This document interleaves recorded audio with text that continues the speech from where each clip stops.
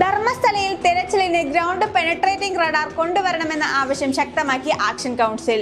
ഇതുപയോഗിച്ച് സാക്ഷി ചൂണ്ടിക്കാണിച്ച മുഴുവൻ സ്ഥലങ്ങളും പരിശോധിക്കണമെന്നാണ് ആവശ്യം. അന്വേഷണ സംഘത്തിൽ നിന്ന് തന്നെ സാക്ഷിക്ക് ഭീഷണിയുണ്ടെന്ന ആരോപണങ്ങൾക്കിടെയാണ് ആക്ഷൻ കൗൺസിൽ നിലപാട് ശക്തമാക്കുന്നത്. രഹസ്യങ്ങളുടെ ചുരുളഴിക്കാൻ തെരച്ചിൽ ഇന്നും തുടരും.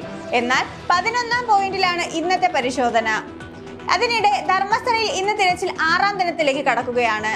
ധർമ്മസ്ഥലയിൽ ഗുരുതര വീഴ്ച ആരോപിച്ച് ദുരൂഹ മരണങ്ങളുടെ രേഖകൾ നശിപ്പിച്ചെന്ന് പോലീസ് പറയുന്നു. വിവരാവകാശ രേഖയ്ക്കാണ് പോലീസിന്റെ മറുപടി.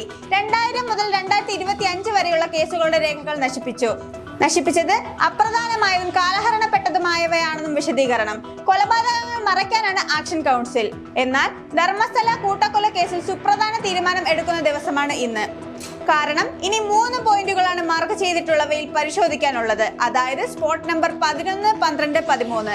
ഇതിൽ സ്പോട്ട് നമ്പർ 11ഉം 12ഉം നേരത്തെ ഉണ്ടായിരുന്നത് പോലെ റോഡിനോട് ചേർന്ന് കിടക്കുന്ന സ്പോട്ടുകളാണ്. എന്നാൽ സ്പോട്ട് നമ്പർ 13 സ്നാനഘട്ട പ്രദേശമാണ്. ഈ 3 സ്പോട്ടുകളും ഒരുപക്ഷെ ഇന്ന് തന്നെ പൂർത്തിയാക്കാനുള്ള സാഹചര്യവുമുണ്ട്. സ്വകാര്യ വ്യക്തികളുടെ പറമ്പിലാണ് മൃതദേഹങ്ങൾ കുഴിച്ചിട്ടത് എന്നായിരുന്നു ശുചീകരണ തൊഴിലാളി വെളിപ്പെടുത്തിയിരുന്നത്. അതുകൊണ്ട് തന്നെ അങ്ങനെയുള്ള സ്ഥലങ്ങളിലാണ് പരിശോധന നടക്കുന്നത്.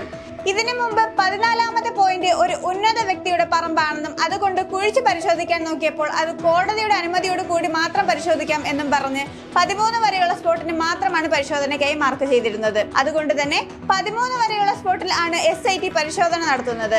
എന്നാൽ കഴിഞ്ഞ ദിവസം വൈകിട്ടോടെ DGP പ്രണബ് മോഹന്തി നേരിട്ട് സ്പോട്ടുകളിൽ എത്തിച്ചേർന്നിരുന്നു. പല സ്പോട്ടുകളിലും 6ഓ അതിലധികമോ മൃതദേഹങ്ങൾ കുഴിച്ചിട്ടു എന്നായിരുന്നു ശുചീകരണ തൊഴിലാളിയുടെ മൊഴി. ബൽത്തങ്ങാടിയിൽ ഒരു SIT ഓഫീസർ ഹെൽപ്പ് ലൈൻ നമ്പറും ആരംഭിച്ചിരുന്നു. അതുകൊണ്ട് തന്നെ പെട്ടെന്ന് തന്നെ ഈ കേസിൽ തെളിവുകൾ കണ്ടുപിടിക്കാൻ ആകും എന്നാണ് ഉദ്യോഗസ്ഥർ പ്രതീക്ഷിക്കുന്നത്. ഹെൽപ്പ് ലൈൻ നമ്പറിലൂടെ കൂടുതൽ പരാതികൾ ശേഖരിക്കാനും സാധിക്കും. എന്നാൽ ചില വ്യാജ വാർത്തകളും പുറത്തു വരുന്നുണ്ട്. അനന്യയുടെ മൃതദേഹം കണ്ടെത്തി എന്നാണ് വ്യാജ വാർത്തയിൽ പറയുന്നത്. എന്നാൽ അത് സത്യമല്ലെന്നും പറയുകയാണ് SIT ഓഫീസർ.